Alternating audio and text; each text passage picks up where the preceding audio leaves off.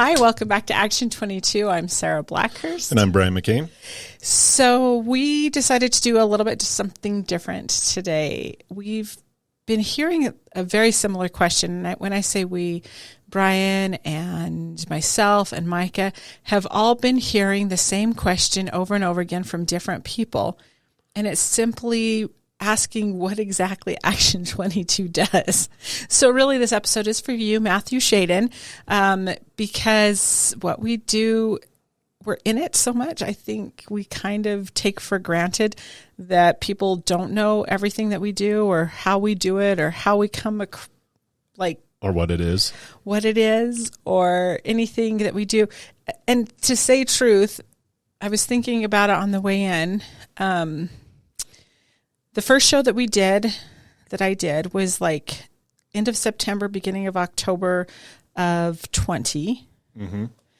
And I had done a few podcasts on my own, and then we were on with Voice America. And so then the very first episode was, I was trying to tell everybody what we do, and don't listen to it. It's horrible. It's awkward. I sound ridiculous. I hated it so much. Mm-hmm. And it was top of the list for such a long time. For like a year, people were still listening to it, and I was just, But I think we've changed a great deal since then in the last bit. So you started in January of 21. Last year. 21. Yeah. Time just is like one big blob since 2020. Yeah. No, it's so weird. It's so weird. So I guess go back in time, will you? I've told everybody this, I feel like 1,000 times, but you were involved with Action 22 peripherally way before. And so you were the one that encouraged me to apply for the job to begin with. Yeah, both Action 22 and Club 20, over the years, I have worked with them on numerous things, but what it really, really boiled down to, there's a lot of important stuff with Action 22 and what we do and Club 20, but the biggest thing that I dealt with were debates, because Club 20 had their debates and Action 22 always had debates, and I was always working for somebody that was up for election. Not on the campaign, but, we would go support our boss and, go to the debates. So that was actually my first real dive into Action 22 and Club 20. And we're talking over a decade ago. Yeah. So, this even goes back as far as like 2006, 2007. Oh, wow. So I knew the organizations through these big debates they had. Like they had the one with the chieftain here. Club 20 always has their debates over there. And then as I started working in my line of work, it was like, these organizations are one of our biggest resources when it comes to any policy issue, letters of support. Most people don't think that letters of support matter when you're supporting like legislation, a bill, a grant, anything like that. But, Action 22, Club 20, that was our go-to. That's like, okay, we're supporting this policy from a DC level. How does Action 22 feel about it? And can we get a letter of support for them? And then that turned into is like, what do you guys really do? And that's when I started going to the meetings. This was before our time, obviously, with the organization. But then I noticed that, I had to learn about bark beetle kill. Let's just use that as an example. Where would one go to learn about bark beetle kill? Yeah. And wow, Action 22 is holding a conference on bark beetle kill. So then I started to get the appreciation about all the issues you touched on, which were important to my job at the time. And that fast forward to today, now I'm working for the organization just because I had those interactions. But what do we do? Yeah. Like that actually explains not a single thing we do, but that's just how I got into knowing this organization and others like it. So that was way back when, you and I first met in about 2010, when I was running the Chamber of Commerce in Colorado City, and something came up and somebody told me to call your office and I got your name. I don't think I actually met you in person for a while, for a long time after that. Yeah. And it's funny because like when you work in the as a congressional staffer, it's just as hard to answer the question, what do you do? Yeah. Which is really funny that I went from a job that somebody says, oh, what do you do? And I cannot explain it to a job that I'm working now. And it's like, what do you do? And it's like, you can't do like the elevator pitch for it. No. And that's the whole thing, right? People are like, okay, give me your elevator pitch. And now we're like, yeah, we do this. This better be a long elevator ride. We just made the same dad noise. Yeah. And then in 2017, so I always had Congressman Tipton at things, and then you and I finally at some point met. I feel really bad. I honestly can't remember when that was. Yeah, I don't remember. And I don't remember if you just called me or what happened that you said you should apply for the Action 22 job. I think that was when you were working for, was it hospice? Might have, or the girls and boys? Because it was hospice then. Because you had the big event at the state fairgrounds. Yep. I remember that. And then, that's right. You went to that, huh? Yep. And then Kathy Garcia was running Action 22 at the time, and she was looking to get out of it, retire, whatever, even though she still works harder than most people right now. She still She's does. On her second leg. And she's still such an advocate for Action 22 even to this day. And I remember the board hired somebody else for a minute, and then that didn't work out, and they approached me. So some of the former board members and people involved asked if I wanted to do it. But at that time, just financially, it wasn't doable. Like I'm very loyal to who I work for. And I was like, no, I'm sticking with my boss, and it's good. And I think you were looking at the time. And that's when I recommended you to come in and look at it. And since then, since you first got on, I mean, I believe the board is completely different, correct? It's just about completely different. Yeah. So we're a 501c6, which means we're the same as a chamber of commerce or a country club. It's a business association, the NFL. Believe it or leave it, we're all the same flavor of nonprofit. And I had always been doing nonprofit administration. And so this wasn't a huge leap as far as that goes.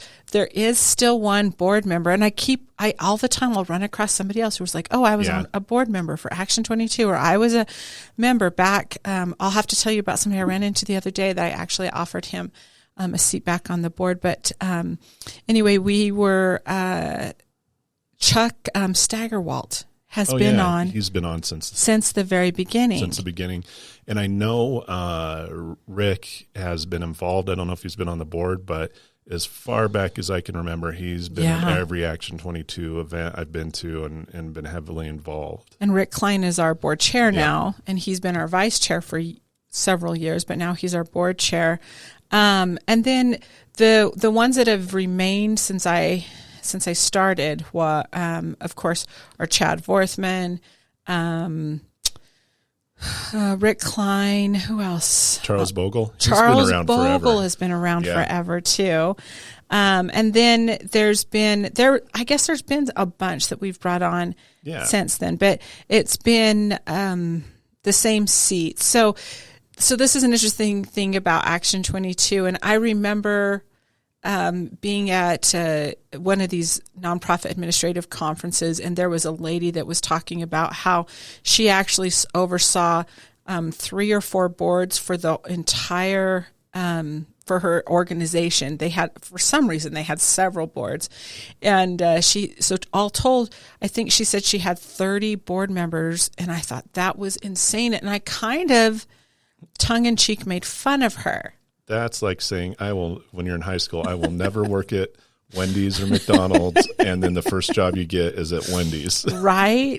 Or I'm never going to have kids, and whatever. So Action 22 represents 22 rural counties. We have, the makeup of the board is 3 seats on the board per county.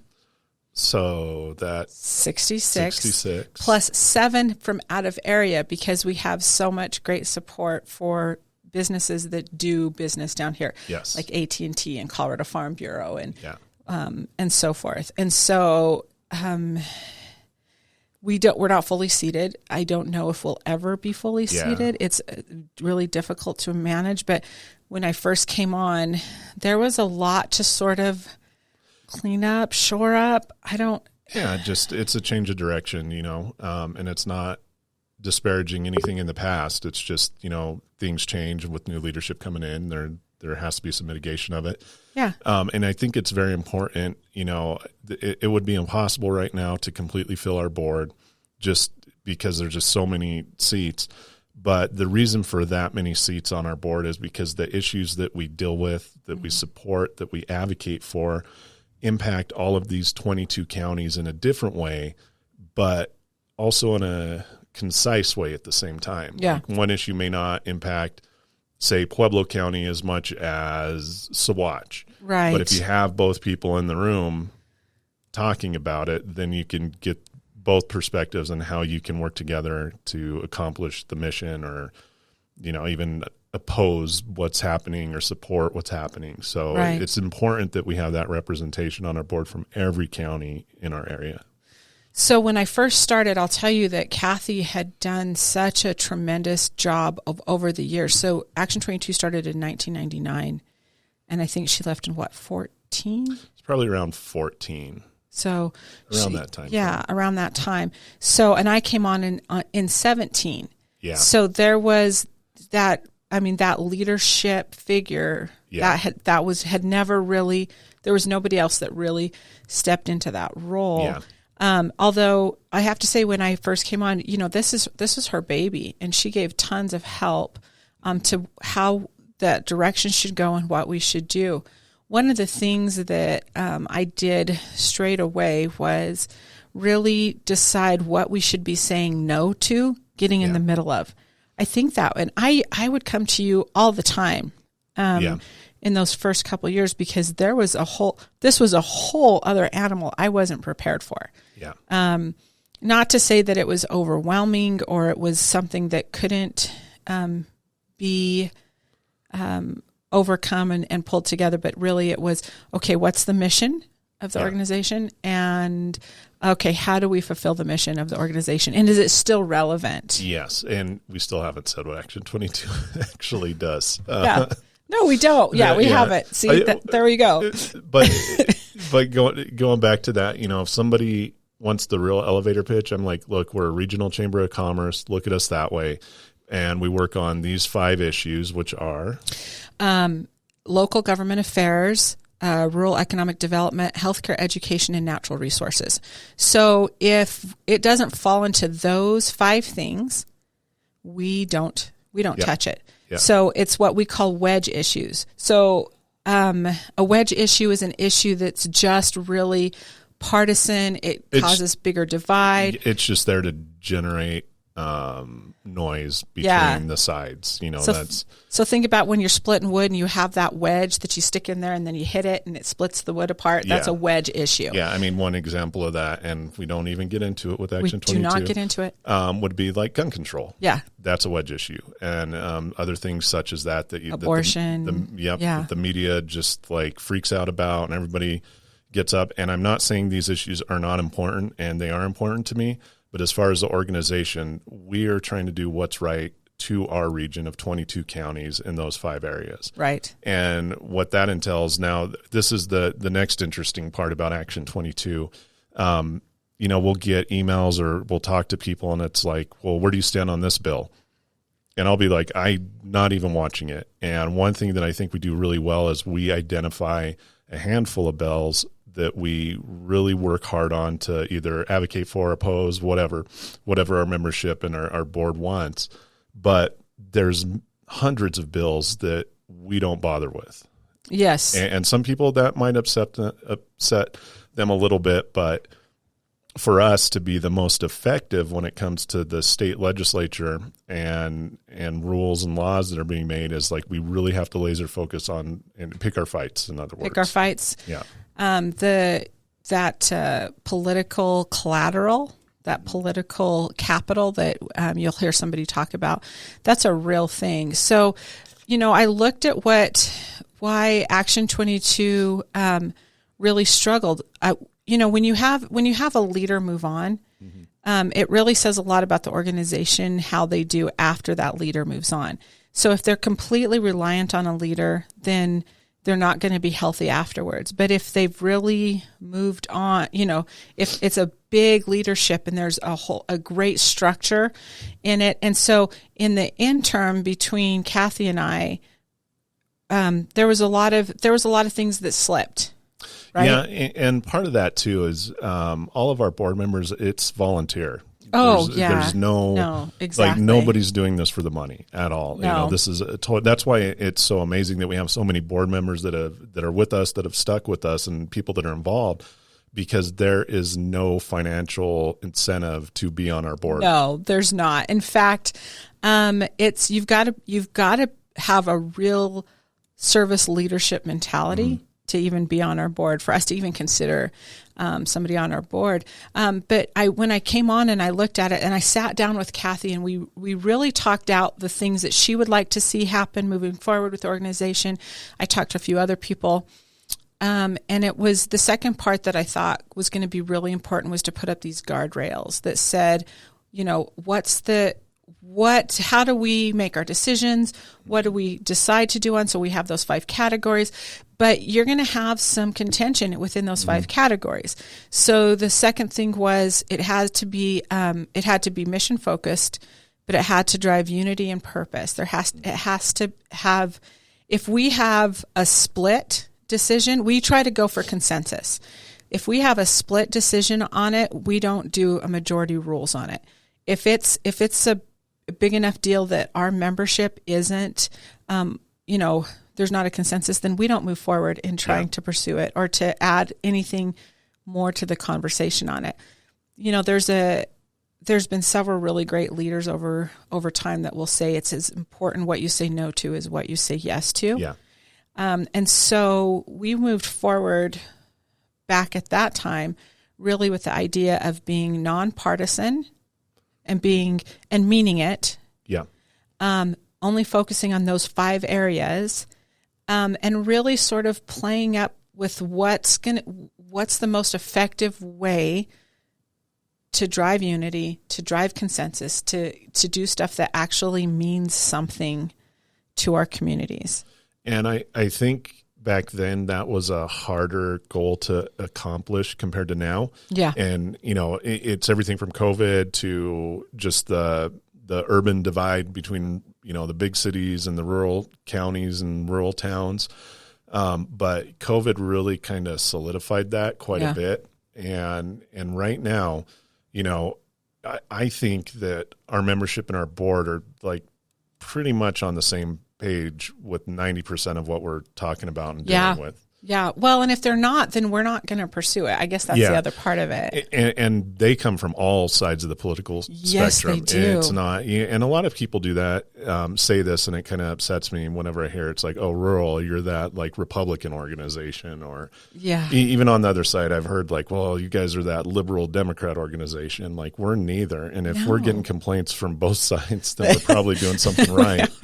No, it's true. And, I have to say, I've been in the nonprofit administration game for a long time, from all my career actually, and the board it will make or break. It's a board that makes or breaks the success of an organization. But I'll have to tell you, a couple of years ago, and if anybody knows Chuck Steigerwalt, they know that he is a strong Republican. He is conservative. He loves Trump. He's all of those things. But he'll walk into a meeting, and he does it without fail at almost every meeting. He says, this is a nonpartisan organization. We don't get into that. And he never violates it. And he sets the tone for that in this organization. Whenever we have meetings, he's the one that sets the tone. And he'll show up. There's been times where I saw him like literally with a Trump button on, take it off when he walked into the room. It's kind of like, don't check your guns at the door. It's check your political hat at the door. That's exactly right. So, you and I've worked so hard in the last year and a half. I mean, really, we've worked really, really, really hard, just to try to keep the train on the track, but but build more track too. Yeah. So think of something in the last year, because we never stop. We're both always working hard. And we've got Micah on the team now as well, but we're always working hard to just like, what's the next thing? What, I go back, what matters most and what does our community need from us? And it's always like, we never rest on our laurels. So what in the last year has been something, or in 21 was something that you're like really proud of that we did something that meant? I think you can look back and go through like the meetings we've held, the annual meeting, the action talks, this housing summit, anything like that. That's on paper, right? You look at that and that's like, okay, we checked that box. People showed up. Good stuff was accomplished. Go to the next one. But that's kind of what these organizations do, right? Yeah. That's the point. That's exactly that's right. normal. If you're not doing that, then you're not a successful organization. You're not relevant. Shut it down. Yeah. I think looking back over the past year and a half, whatever it's been, almost a year and a half, the most surprising thing is how with COVID and everything, like it just kind of, nobody knew who Action 22 was. So just over the past year, our voice has grown so much in that now, we're doing, I'll go to the summit, the housing summit. Yeah. We're hearing people talk about it. We're like, oh, we're going to have a housing summit. And they're like, oh yeah, we heard about that. And we're confused. Yeah. But just getting our voice out there, our voice louder, it's kind of cliche to say, but you could break one stick, but if you break a bundle of sticks, right. It's hard. You can't break a bundle of sticks, or however that goes. And that's when I came in. I really wanted to like strengthen our numbers, strengthen our voice. And I think looking back, we have exponentially strengthened the voice of Action 22. We've also maybe upset some people over the past year, which is fine. We're okay with that. But we've also helped out so many people. Another like example of that is Mount Carmel. That's a big one, right? The first person they reached out to coming to Pueblo was Action 22, and they're in Trinidad, and they're moving further south in the rural areas, but they're in Springs now, right? Yeah, they kind of started in Springs and Trinidad. Yeah, it's kind of where they started. But Colonel McLaughlin, like his first email was like, "Okay, I'm going to rural Colorado. I need to meet with Action 22," and that was the first. We were the first people that he reached out to. Yeah, and it was an intimidating meeting. I guess it would be to some people. I wasn't intimidated by it, but his thing was like, I need to put a face to it. I need to sit down with these people. So I'm going to have Brian up here and I'm going to talk to him for 2 hours. And I talked to him for 2 hours and he asked every which question about me, my history, my family, what we do, what Action 22 is, blah, blah, blah, blah, blah. And then he said, you know what? Your organization is phenomenal and we need you to succeed in Southern Colorado. Yeah. And then immediately made us they call them trusted partners or partners with Mount Carmel. And then since then, now I'm the ambassador for the Pueblo area for Mount Carmel. Just that, and that just shows how big our voice is, that we're in people's minds without actively trying to get in people's minds. That makes sense. So tell everybody, if they didn't listen to the show about Mount Carmel, tell them really quick what that is. Excuse me, I have allergies today. Yeah. Mount Carmel is a nonprofit based out of Colorado Springs. They have another one down in Trinidad. It's run by Mr. J. Chimino, who will just tell you, he's like, I'm just a car dealer. Yeah. He is a veteran, so he basically wanted to create this group that will offer services to veterans and their families and active duty.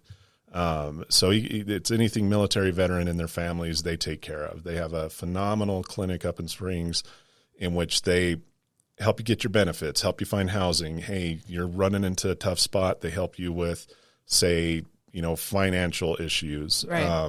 Mental health is big, family counseling. And the medical side of it as well, because as anybody knows that the VA can be hard to deal with at times. And Mount Carmel is actually a partner with the VA. VA looks at them as a peer when it comes to treatment to veterans. Right. So they're moving to Southern Colorado. They open a spot here in Pueblo. They have one in Trinidad. They're looking at a few other areas. I don't want to let any cats out of the bag, but there's 2 counties that I think that they're going to be in sooner than later. And they just do great work, and it's not for profit. they just truly care. And speaking to Bob McLaughlin, like you can see it that he actually wants to help these people.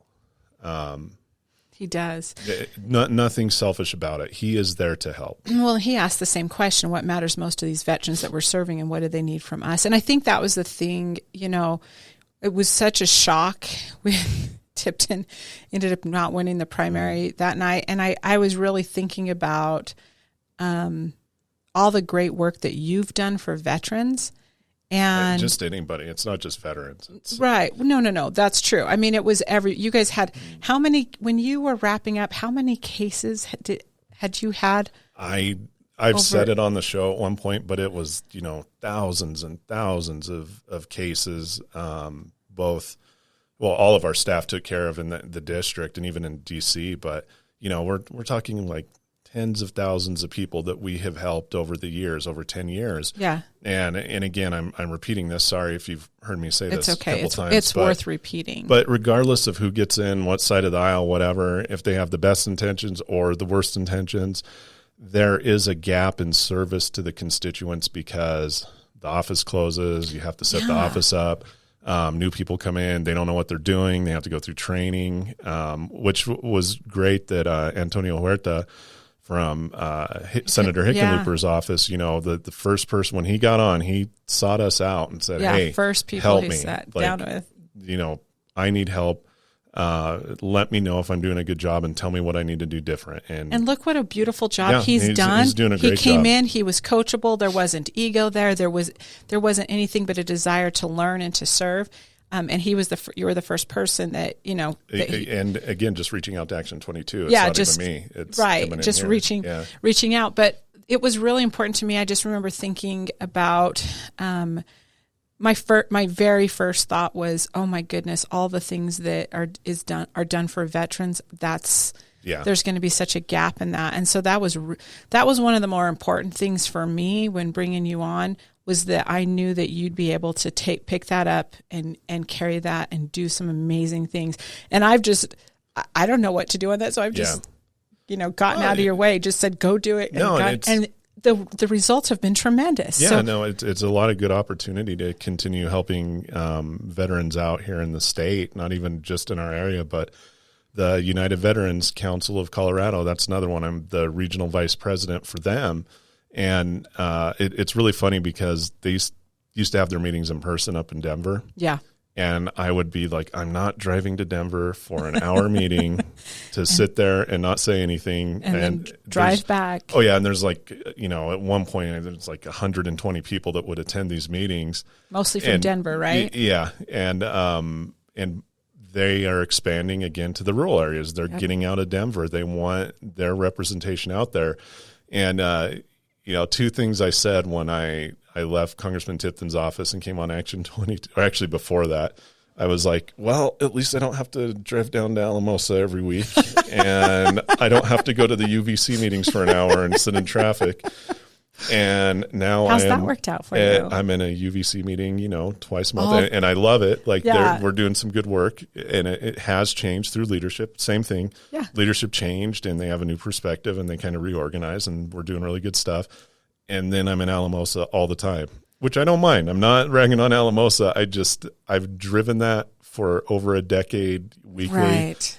But I will say, I am so happy that I don't have to drive to Grand Junction or Durango at least once or twice a month, because you should be careful about what you say there, Brian. Knock on wood right now. Yeah, that I don't mind Durango. Like driving to Durango's, they're both really pretty, but until you get to the winter, then it just sucks. But I have driven to Grand Junction every which way you can.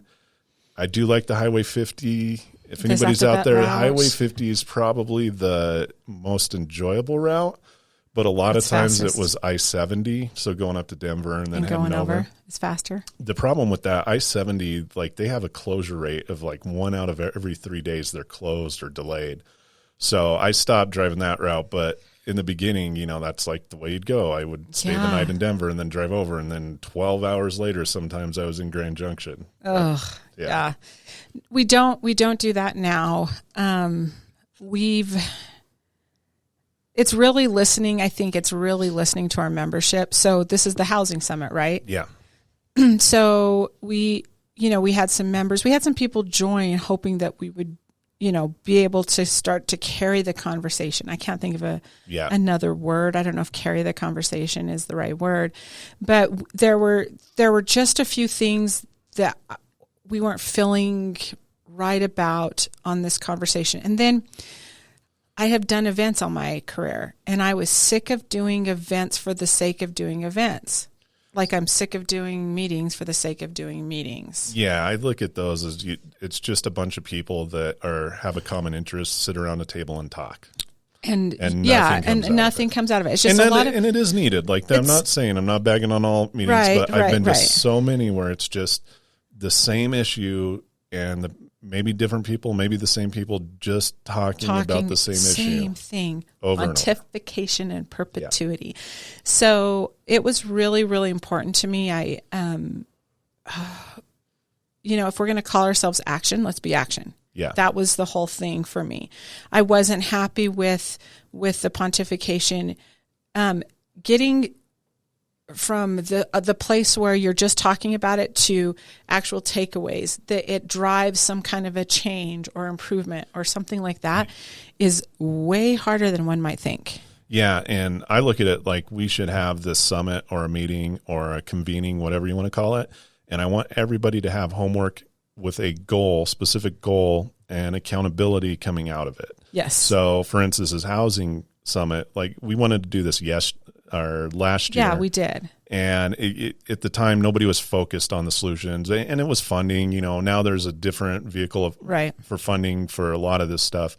But it would have just been talking. It's like, here's all of our problems. How do we solve them? I don't know. And we're sick of it. We already know what the problems are. Yeah. So this one is going to be different in that everybody's going to have homework coming out of this, and we are circling back with you. Yes. So this is.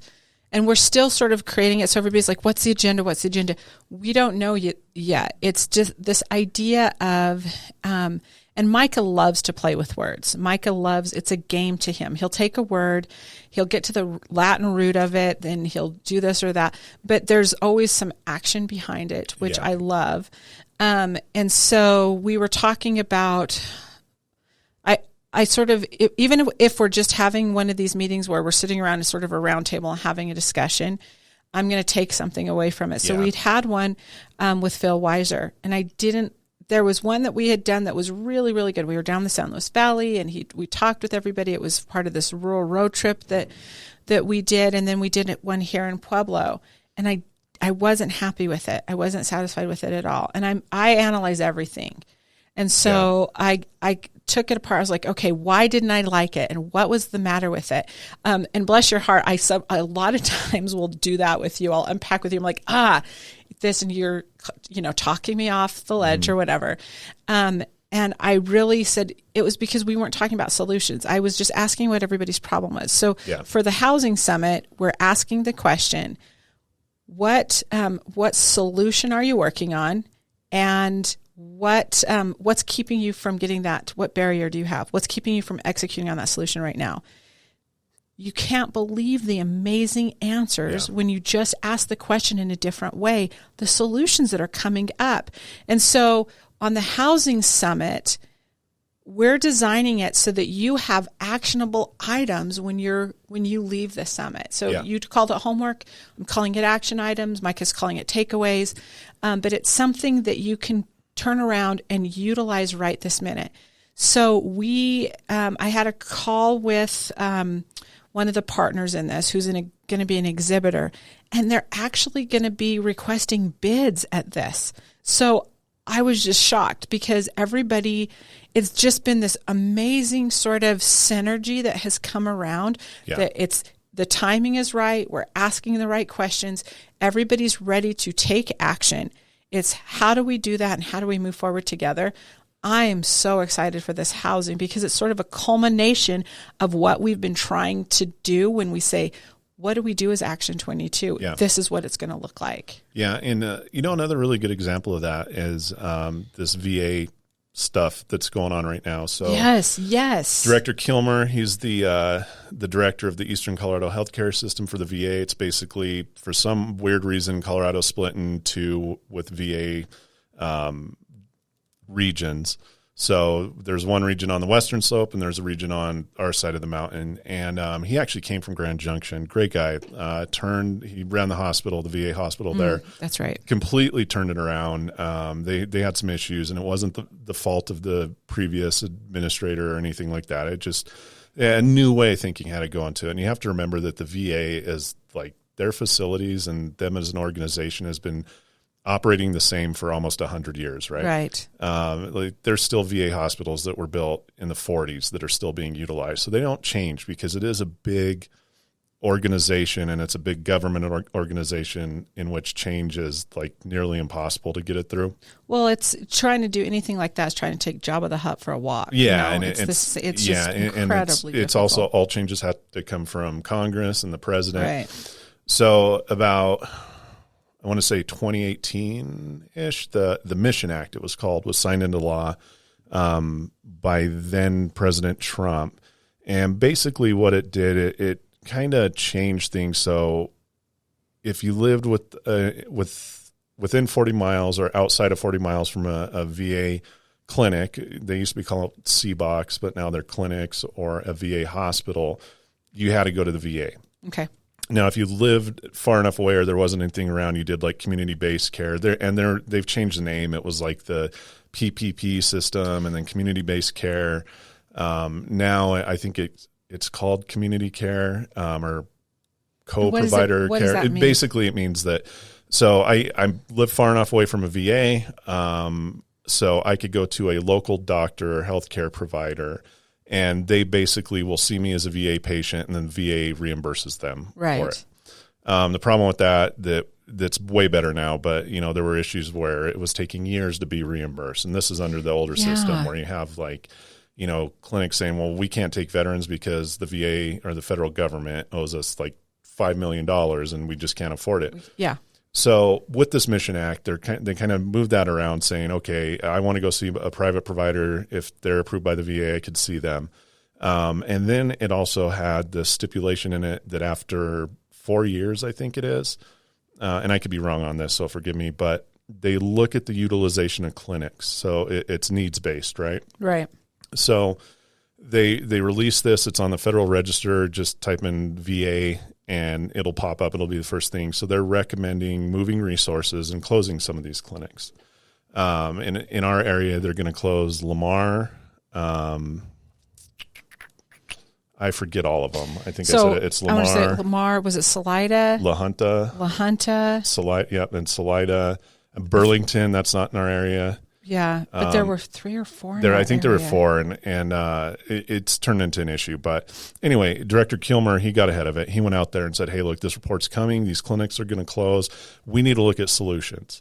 So first off, I don't think any other VA director was doing that, and he confirmed that. No, I was just going to say, he's really, and it was kind of a brave thing for him to do, to try to get in front of this and see where the solutions were from the communities rather than the other way around. And he's working on some solutions. Now, the downfall of this is you have the Pueblo Clinic and the Alamosa Clinic are going to stay open, but they're going to pick up that extra traffic from the VA. So I can't go to Salida. I'm going to go to Pueblo or Alamosa. Right. And so on paper it looks good, but it's going to overwhelm some of these smaller clinics anyway. And that's even if people can travel that far, right? Right. So then you go to the community care. It's like, okay, the VA is going to partner with community healthcare providers, and they'll see the veteran patients that are under VA healthcare. Well, first off, if you know anything about rural Colorado, which I assume 99% of our listeners do, there is a healthcare provider shortage in rural Colorado. It's devastating. It's a crisis. It's a crisis. Yep. It's not just a shortage. That shortage is a crisis right now. Second off, the community providers out there, they don't make money. Mm-hmm. Like they're like right in the middle. It's like a bad month could close a clinic down or keep it open if it's a good month, So they hear all these rumors that the VA doesn't pay or they take years to pay or they deny stuff. And Director Kilmer got in front of that. I said, we did a horrible job back then, but it's way better. doesn't matter. The rumor's still out there. So Right. you go into a healthcare clinic that is slammed right now. Rural communities have a Rural- long memory. Yep. And they're saying, well, we don't have the capacity to take new patients, nor do we have the funding if you're not going to pay that. us.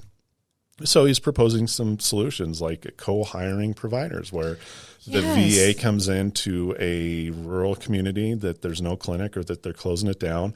They say, look, we're going to co-hire a doctor or a nurse with you. So look at it this way. Say a hospital, and these aren't the real numbers, but for math's sake, we'll make it easy because I was an art student, not a math student. So say a clinic wants to hire a new doctor for $100,000 a year, but they can't afford it, right?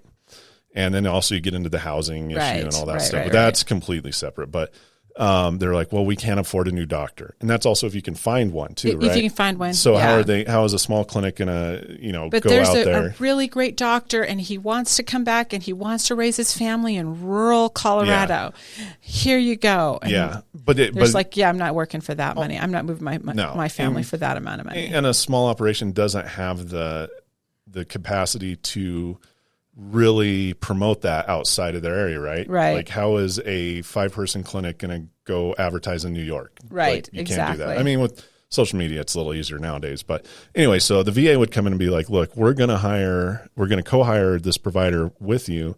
And here's the cool thing. They will be a federal employee. So we'll take care of their retirement. Yeah. We'll take care of their benefits. We'll take care of all of that. So the hospital doesn't have to worry about that. And then they say, and we'll pay a portion of the salary that's equivalent of 1 day of working. And so for 1 day, this doctor is going to work for the VA in your clinic and only see veterans. And then the other 4 days, they can work for you. And I think it's a great idea. That's a great solution. The other one that we heard when we were out in Lamar, and Lamar is one of these unique rural communities that absolutely does not have a problem with broadband access. They have this huge, or they have a network of data centers and everything. Yeah. So then the idea out there was if you've got telehealth, it's a reverse. So they could do the telehealth out of Lamar for these other communities. So that's what's cool too. So interestingly enough, when it came to telehealth with the VA specifically, the people that lived in the city loved telehealth. So the people that live in Denver, they like telehealth. The people that lived in rural communities hate telehealth. Yes. So why not move a doctor to a rural community, and then they could do the telehealth for Denver and see people in person in the rural community? And that's another thing that he's talking about.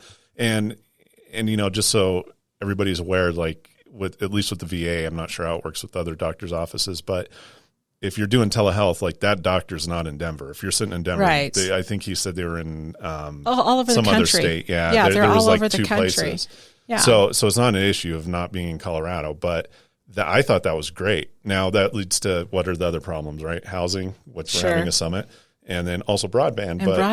But I think we're working on as well. We're working on that as well. But in a lot of these areas, like where they're looking at setting up or where there's providers, I think they do have the infrastructure for broadband. Now, if they wanted to send a doctor in the middle of the mountains, that's another story. But we'll cross that bridge when we get to it. I think so. Just really quick, the project that we're working on broadband, and we're in the initial stages of this, but it was brought to us, and the vision or the mission of this one is to guarantee access to broadband through a digital equity lens. And so we're actually coming up with some amazing things on that as well. Because the question is, especially in our rural communities,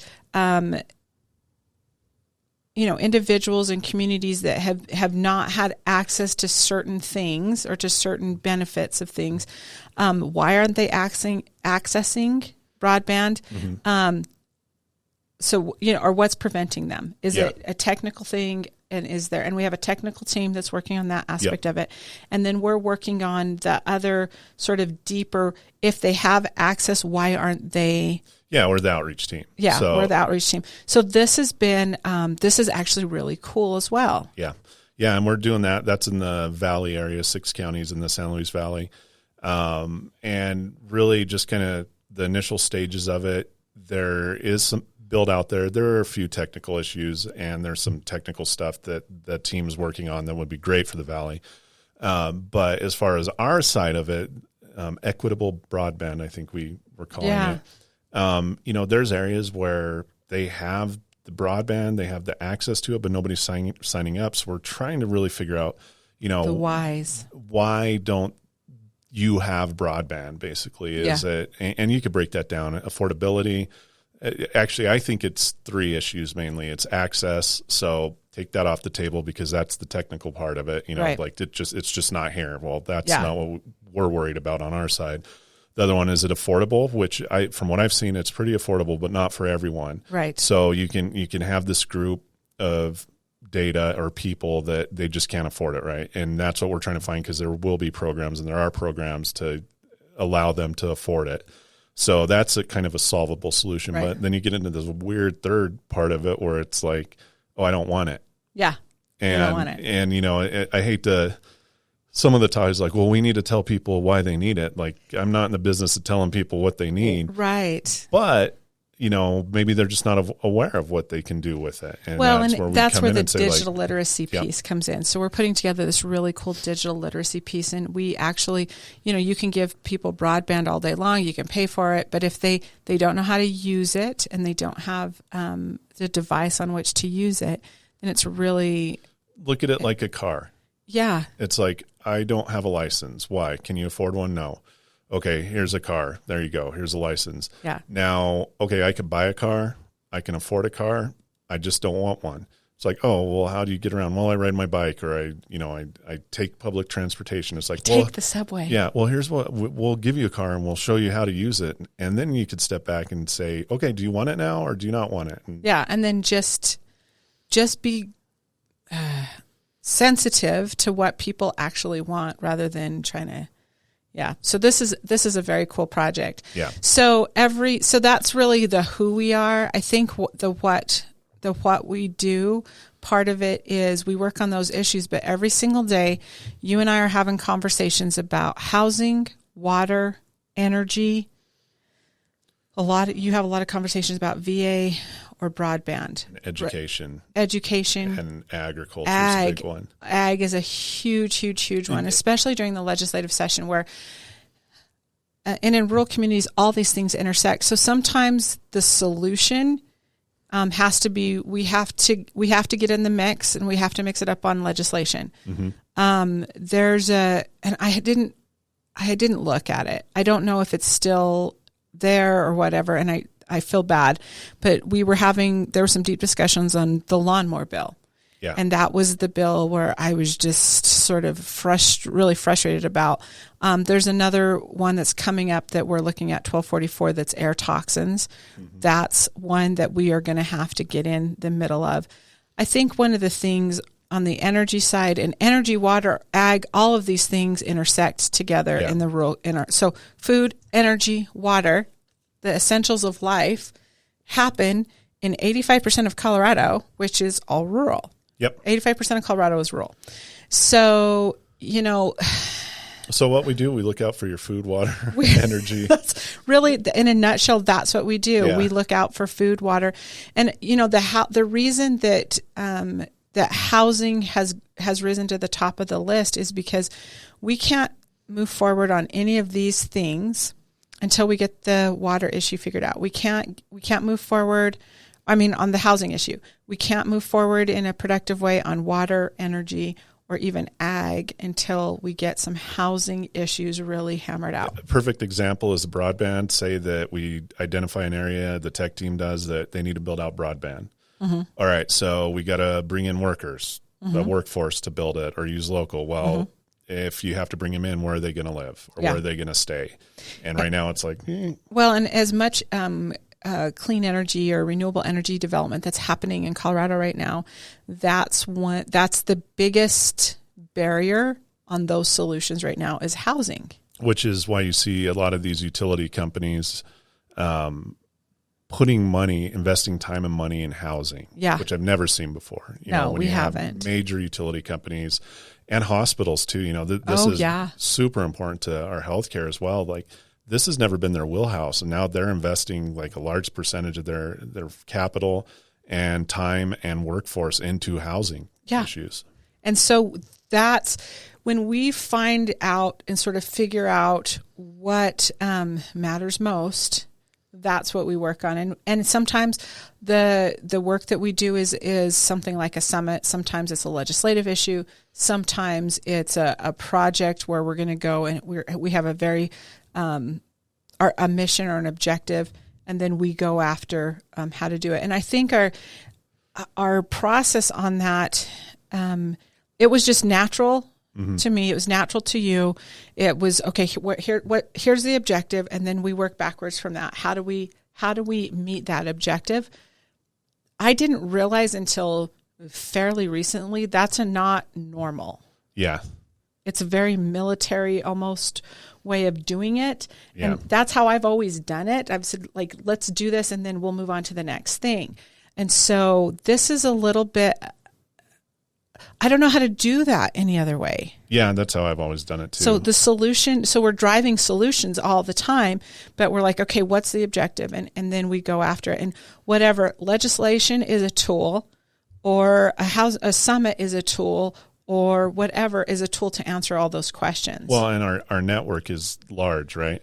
Oh my goodness, talk about that for a second. Yeah, so a lot of people, it's kind of the Platonic view where we look at it from the big picture and all the little parts, whereas the people working on the issues, whether it be ag, housing, or whatever, they're their own little part that they're very specialized at, and they don't have access to the bigger picture nor the resources for it. So a lot of times we'll hear from a member or a county or organization, it's like, man, we're really trying to get this accomplished, but there's a roadblock. We don't know how to get around the roadblock. And then where we come in, it's like, oh, well, we can call so-and-so that can get you past that roadblock, no problem. Okay, start naming names. Just anything Name with dropping. the state, like issues. It's like we're having an issue with CDPHE on this. It's like, okay, we can call CDPHE. We know people kind of in the upper echelon of order of things up there, and we say, hey, look, this community's having this problem. This is their solution, but they're not getting anywhere with it, or DOLA or DOR or anybody. Yeah. And they're like, oh, well, I can handle that. Like, no, I know how to fix this. Like, we can do this. Because one thing that I've known over the years, have come to realize is that the government, whether it be local, state, or federal, are terrible at communicating to the constituency. And we're pretty good at communicating with the government and the constituency, and we're kind of like the middle guy that fixes these problems when it comes to and we know everybody, so they come to us, and then we know who to put them in contact with, and it's somebody that they hadn't thought of already. But I think the other thing is we have a certain amount of freedom because we're nonpartisan, because we're not running for office, because we're not a lot of other things. We can say things or make things happen in ways that other people don't have the freedom to do that. And that helps too. And to give some of these government agencies some credit, they come to us and say like, hey, we have some really good stuff going on, but we don't know how to talk to the people down there. So can you help us with this? Can you set up a road trip with the Attorney General, or can you bring Dora in to talk to the people in this community, because we don't have any ins in that community. Yeah. Well, rewind a year ago, they were going to do these vaccination buses. And so they called up and they said, we're deploying the vaccination buses.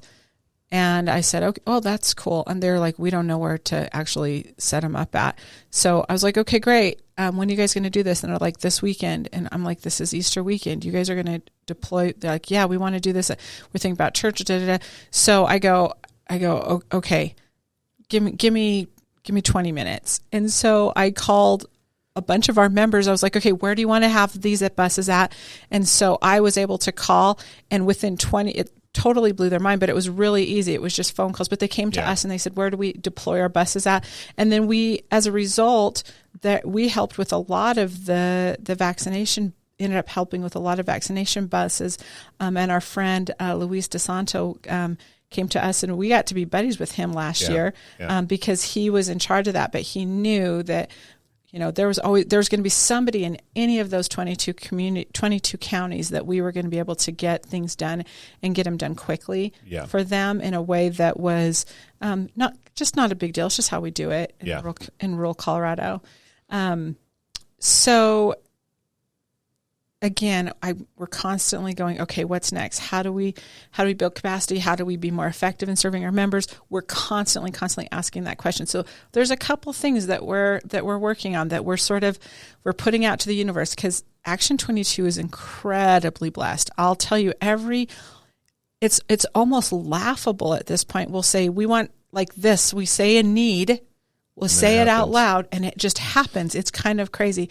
So there's a couple things that we're looking forward to working on for, like, with the end objective of having some kind of implementation by the end of this year. Yeah, we really want to step up our game on being an actual feasible resource for not only our membership, but the community, to ensure that rural Colorado and our neck of the woods thrives, basically. Right. And so I think in the next few months, you're going to see almost like a footprint expansion on what we're touching on everywhere that's accessible to everyone.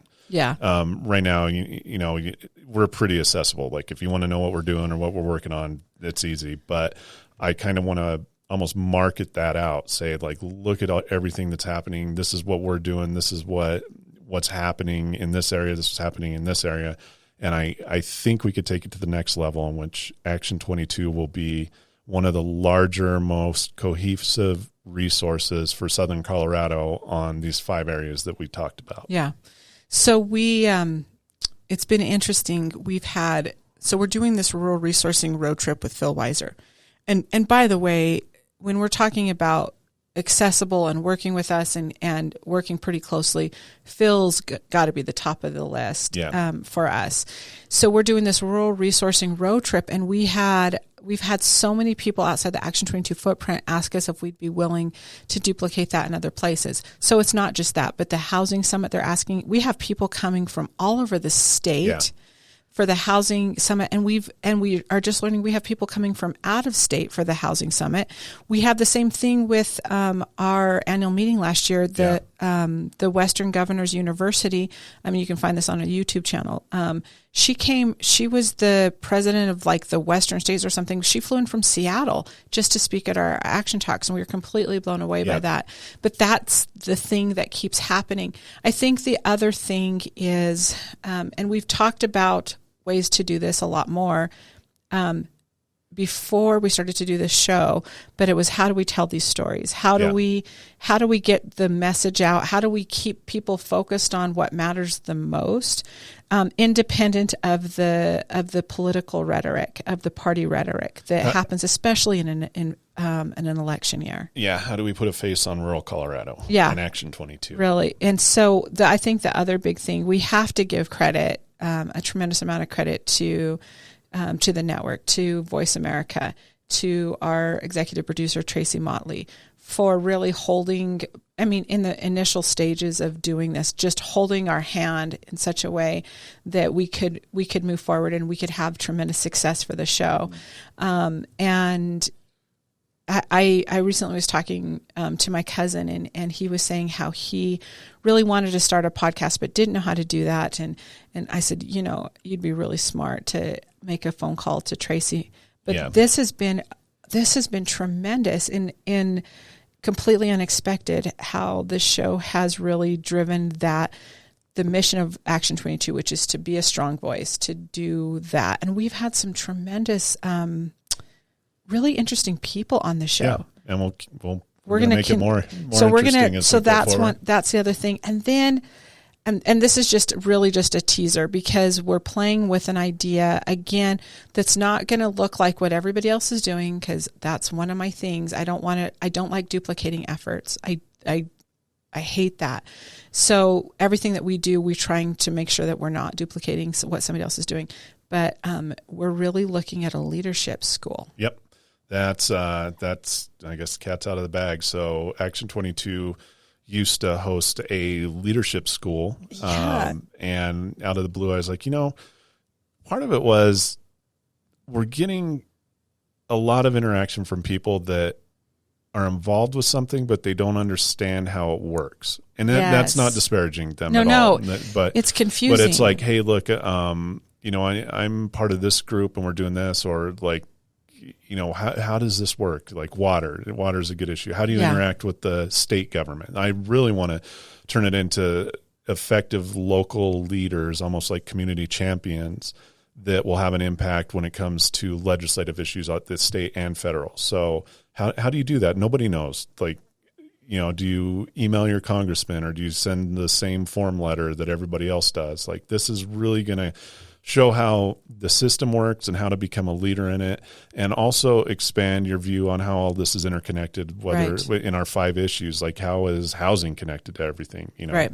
And kind of show that big picture where you have this view, this what do you call it? Like the Platonic view, like I said earlier, that you climb up on a ladder and you look down and you could see how everything works and fits together and how to impact that. So stay tuned with that. I still don't know how we're going to set it up yet. I'm looking at what's successful, like Leadership Pueblo, that's a very successful one. Yeah. The Farm Bureau does one. But I really want to do something impactful to kind of, not to steer, that's a bad word, or even to mold, but to create people that will have influence and impact on the issues that we care about as rural Coloradoans, Action 22ians, right. and, all this Well, stuff. and I think it's the thing I want out of that is all the things that we wish somebody would have explained to us early on in our career. Yeah, it took me I still don't know, but no, 10 years right? and we still are learning stuff every day on how to do this and how to manage it, what works and what doesn't. Thankfully, we have this amazing board of directors that lets us experiment with and make, figure out what's going to work and what doesn't. But really, that kind of training that's going to give you the leg up, that if somebody would have explained this to me when I was first starting out running a chamber of commerce of my own, I was running a chamber of commerce, somebody would have said, do this, this, this, and this, then I would have been 5 years ahead of the curve on it. Also, you put a lot of people in a room or through a class that are interested in this, they're going to make that networking, or a network of connections, basically, or I guess a network is connection. That network. It's your bundle of sticks, right? Your bundle of sticks. Because the people that I envision this for are the up-and-comers, or the people that will be making these decisions and working in these areas going forward. And again, we tend to stay in echo chambers, right? So we're always stuck with the same people in the same group. This can expand that more, where, 5 years from now, it's like, oh yeah, me and so-and-so went through this Action 22 leadership school, and we're both, up here working on the same issue, and I know him or her and they know me. Let's work together on this instead of just staying in that echo chamber. Yeah. So let's finish it with this. And this is, again, the other thing that we've heard, the three, Micah and you and I have heard over and over and over again, is how important what we're doing right now is. Why? Because I've said it before, we're all in this together. And when times are going tough, which they have been for a few years for people, and it doesn't look like it's getting any easier anytime soon. Yeah. We all got to stick together specifically. And I'm talking about rural Colorado, and that includes Colorado Springs, Pueblo, everywhere down here in our area. Like, we're kind of in this fight together. So that's why this is important. Yeah. So I was listening to a podcast last night, and it was talking about what's going on in the Ukraine, and this is nothing compared, obviously, but it was this idea that when you manage your resources, you manage what you've got in a way that makes you more powerful. It's security rather than letting somebody else try to do that. So this whole idea that this energy, water, and food, that we're managing it, Coloradans are managing it, we're managing it in a way that benefits everybody rather than somebody coming in and trying to do that. There's a lot of security in managing your own resources. And I was having had a great conversation with an old friend of mine from high school over the weekend. And I don't think her and I have actually sat down and had a real conversation in 30 plus years. I grew up with her, and that was the first time.